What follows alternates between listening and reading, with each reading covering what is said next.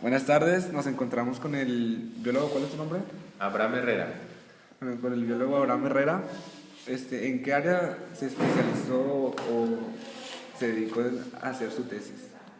Bueno, primero que nada, muchas gracias por tomarse ese tiempo de venir a entrevistarme. Pues un servidor, soy biólogo de profesión de la Universidad Autónoma de Nuevo León, titulado en el 98, y el área que me interesó a mí desarrollar fue en el área botánica, específicamente con una especie vegetal comúnmente llamada mezquite, cuyo nombre científico es Prosopis glandulosa y Prosopis tamaulipana. ¿Por qué el interés hacia esa área? Bueno, desde pequeño siempre me interesaron mucho las plantas. De hecho, hoy en día me gustan mucho las plantas. Profesionalmente me he enfocado a otra área un poco más administrativa.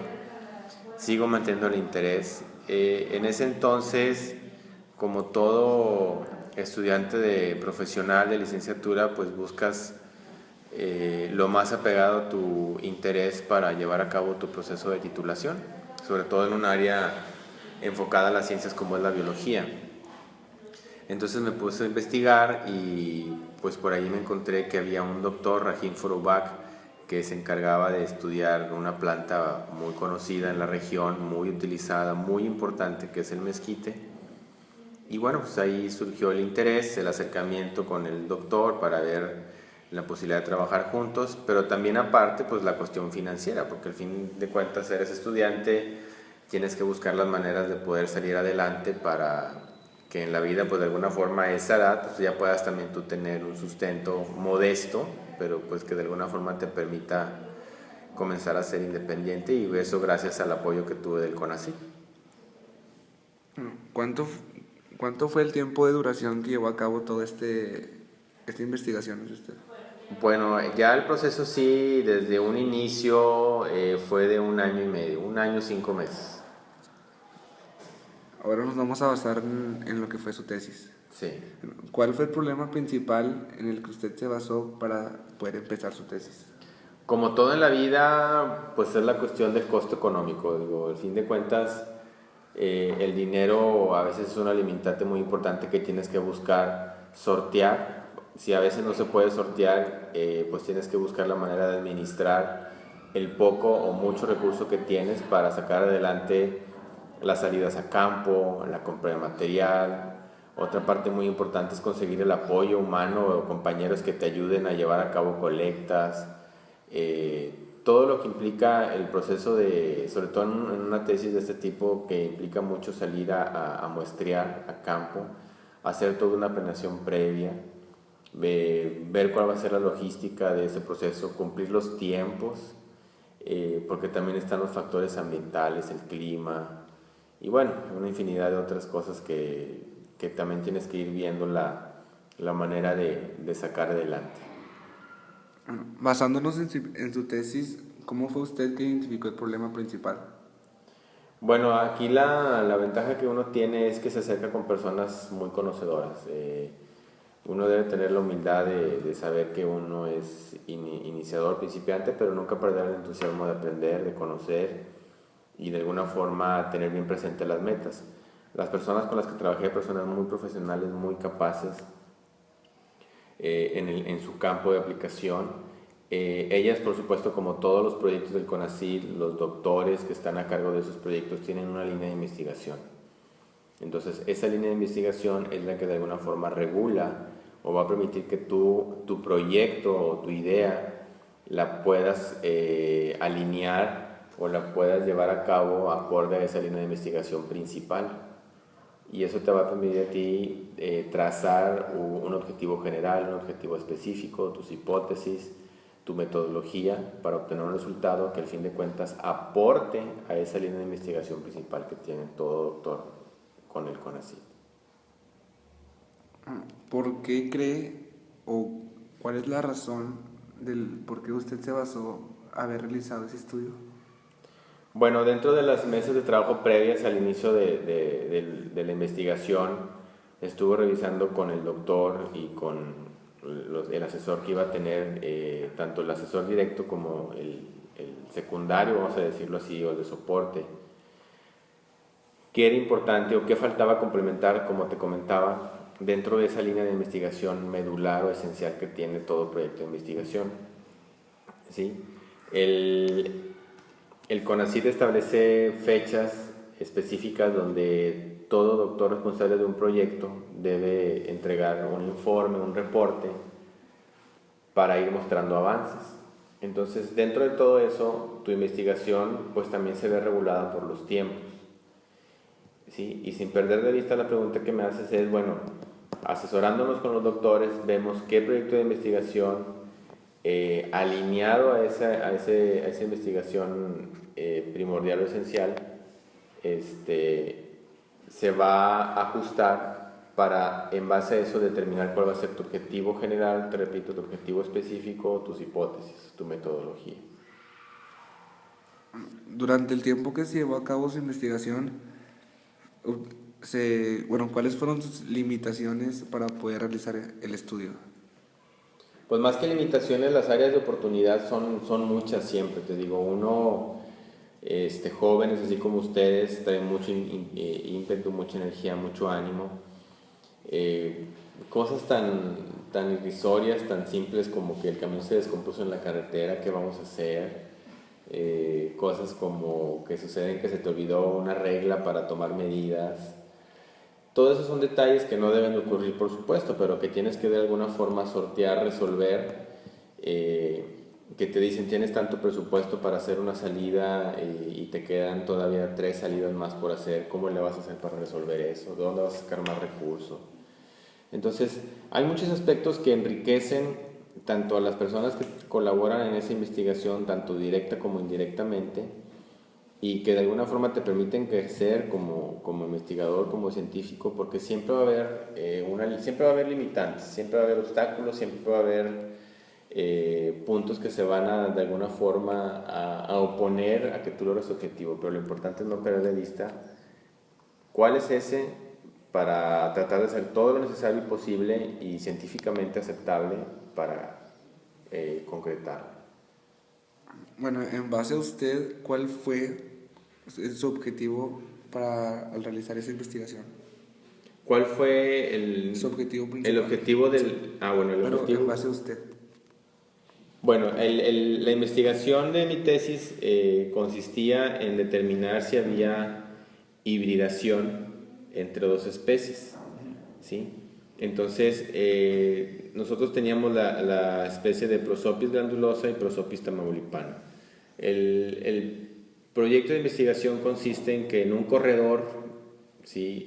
Corredor antropogénico, es decir, un corredor creado por el hombre, no natural, como lo es una carretera, favorecía el intercambio de material genético entre 2 especies que geográficamente, orográficamente, pues pueden estar separadas.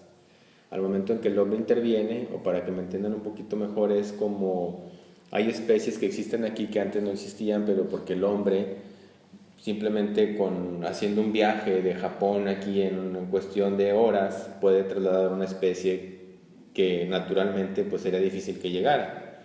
Entonces, en ese sentido se basó la idea principal de la tesis de ver qué tanto efecto tenía la participación del hombre en la interacción de 2 especies que pues no tenían contacto entre sí, pero que tenían la capacidad de reproducirse, porque al fin de cuentas son de la misma especie, pero del mismo género, pero diferente especie. Entonces existe una posibilidad alta de que ocurra un cruzamiento para dar lugar a un híbrido, y ver qué tan viable era ese híbrido y qué tantas características favorables para su explotación podía tener, y en qué medida se encontraba presente en una zona geográfica determinada. ¿Cómo fue usted que formuló su hipótesis? Bueno, ahí pues con asesoramiento, primero tienes que, como toda investigación, tienes que informarte, tienes que recopilar información, tienes que leer muchas tesis previas relacionadas con el tema, o muchas veces parece que no están relacionadas, pero sí tienen algún punto que ver. Tienes que leer mucho, así que si no les gusta leer y van a tener que hacer una tesis, pues váyanse haciendo la idea de que van a leer mucho. Entonces tienes que leer mucho para recopilar información y poder tener una base teórica para que de ahí partir cuál va a ser tu objetivo general y en base a eso determinar cuáles van a ser también tus específicos, ¿sí? Y también ver cuál va a ser tu hipótesis a demostrar, ¿sí? Pero bueno, en resumidas cuentas, pues es leyendo mucho, viendo qué se está trabajando, cuál es el proyecto de investigación dentro del que estás trabajando y bueno, pues informarse muy bien. Bueno, ya poniendo en práctica todos sus argumentos, sus hipótesis, bueno, ¿cuál fue su enfoque de observación y experimentación? Bueno, es asimilar mucha información, se obtiene mucha información, muchas mediciones, es hacer uso de modelos estadísticos para poder obtener lo que son los resultados, hacer una discusión sobre los resultados, ver lo que fue tu hipótesis, ver si se está encaminando a demostrarla que sí es favorable o que no es favorable, qué tanto se está cumpliendo tu objetivo general y tus específicos. Entonces, en base a eso pudimos nosotros en la investigación que realizamos de alguna forma concluir que existía un 50% de hibridación entre las dos especies dentro de la zona que nosotros estábamos trabajando. Que las condiciones climáticas a las cuales la especie, en este caso de Prosopis, estaba sujeta, tienen un impacto directo en las características morfológicas de ella, es decir, tipo de tallos, si son ramificados, si es uno solo, el tipo de foliolo que tiene, si es pequeño, si es mediano, si es largo, bueno, en base a ciertas medidas muy específicas que son en centímetros, ¿sí? Entonces, eso nos ha permitido en ese trabajo de investigación realizado ya en tiempo anterior, poder obtener esa como parte de las conclusiones, te puedo decir que, bueno, existía un 50% de hibridación o entrecruzamiento entre esas dos especies. ¿Utilizó algún diseño experimental, un método o utensilios? Sí, por supuesto tienes que definir toda tu metodología de investigación. Como te mencionaba, tienes que hacer toda una planeación previa, ver qué presupuesto tienes, ver cuánto cuesta una salida, cuántas salidas a campo vas a tener, qué es lo que vas a buscar en cada salida a campo, si la salida a campo es de un día, 2 días o 3 días, toda la cuestión de la seguridad que tienes que llevar en esa salida a campo, la recopilación de la información, dónde la vas a anotar, quién la va a recopilar, todo implica una metodología muy importante para poder desarrollar todo ese proceso de recopilación de información, que es la parte esencial de tu investigación. Basándonos en el resultado de su práctica, ¿cómo fue usted que graficó los resultados? ¿Utilizó alguna gráfica o alguna tabla? Sí, definitivamente siempre los resultados numéricos pues son importantes, pero la lectura siempre es más representativa mediante las tablas y gráficas específicas para cada característica o variable que tú estés manejando. Aquí en este caso lo que manejábamos mucho como una de las variables era la longitud del foliolo en base a la ubicación geográfica. Entonces en base a eso nosotros obteníamos gráficas donde podíamos obtener en qué sección, en qué zona geográfica había cierto rango de longitud de foliolo. Entonces, sí, las gráficas son muy importantes para la cuestión visual y representación de la información, porque la cuestión numérica, pues, simplemente a veces es difícil interpretar números, a veces es más gráfico, es más representativo en una gráfica comparativa.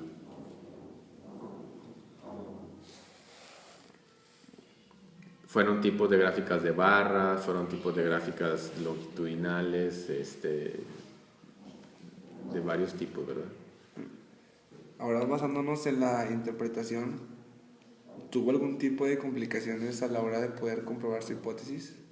Claro, es mucha información, requieres de tu asesor, requieres de tu asesor directo de tesis para poder interpretar los datos, más cuando se trata de tu primera investigación.